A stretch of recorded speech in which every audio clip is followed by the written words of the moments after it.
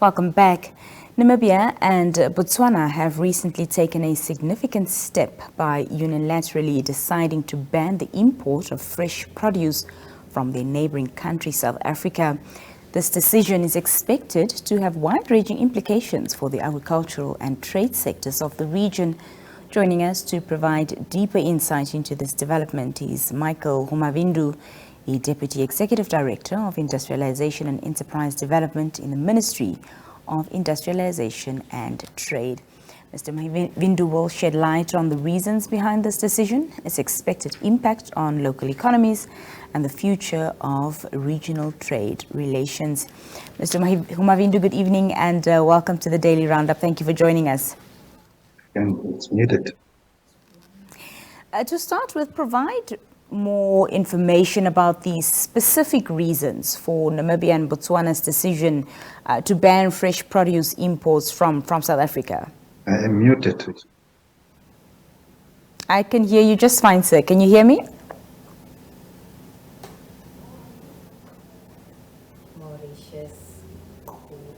I am muted. I can't hear anything. Can you hear me now, sir? Yes, I can hear you now.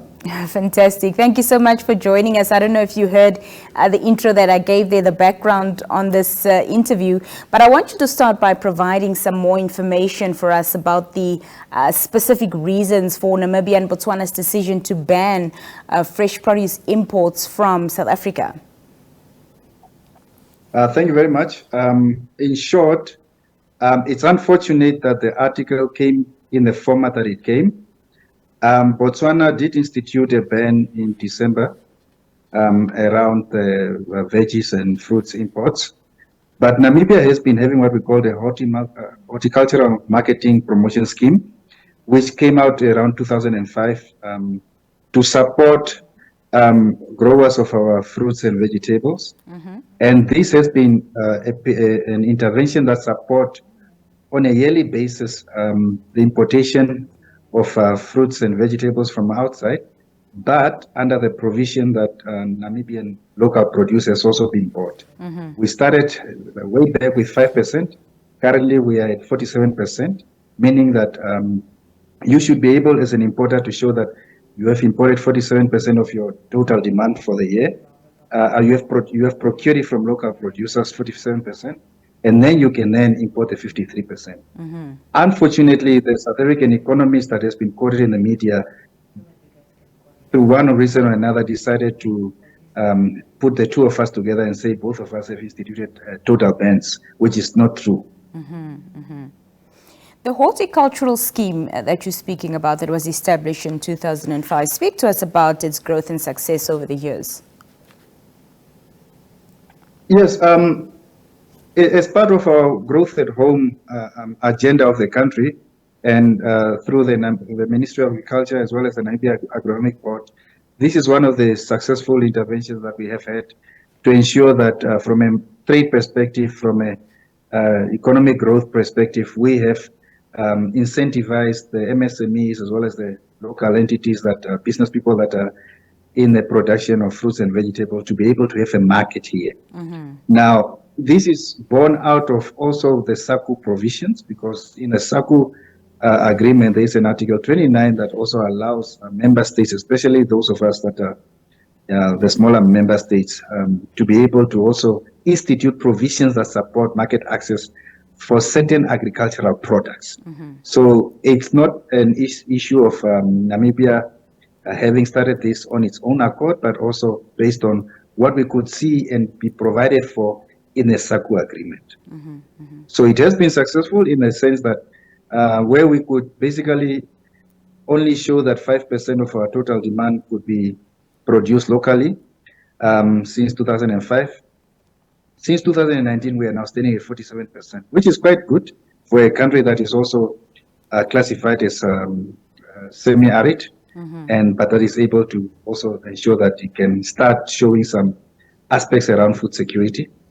And I think had the South African economist, independent economist, also maybe called the other policymakers in South Africa, they would have actually made him understand that Namibia is having a different approach, which we are also discussing through our bilateral relations. Mr. Humavindo, what other interventions are there to support local farmers in Namibia to increase their production of fresh produce? As you mentioned, 47% since 2019, but of course 100% or even something close to it would be better. We always have to be careful around 100%. What really matters is obviously your food security.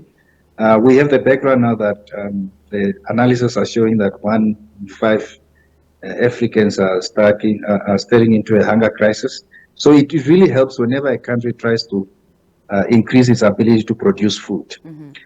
With that, there's a lot of interventions, both from the various ministries that are involved, whether it is even the Ministry of Gender that supports small-scale women and cooperatives that provides them with equipment. Same with also a ministry that support business people that are in this industry with equipment.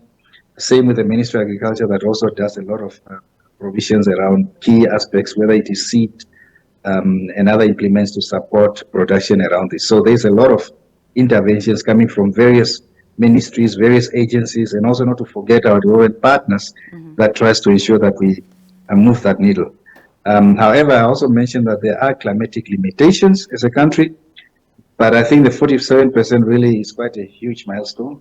It's not celebrated well enough, but it's something that we should also start seeing. How do we then, for example, our ministry, start looking at that 47% and start adding value to what we are currently buying from local producers so that we can expand the industrial complex around the production of food in the country.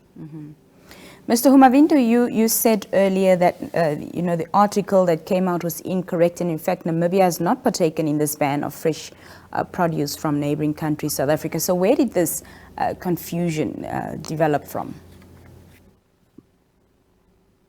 I can only speculate that perhaps when people read around the issues around Botswana banning, and also from our discussions last year, in fact, I think we were in this program, I was with my South African counterpart, when we were launching the Namibia Joint Trade, Industrial and Investment Committee that arose from our bilateral forum that we had last year. It was in October when we came to your program, was to say that this joint committee will then start looking into aspects of around agriculture.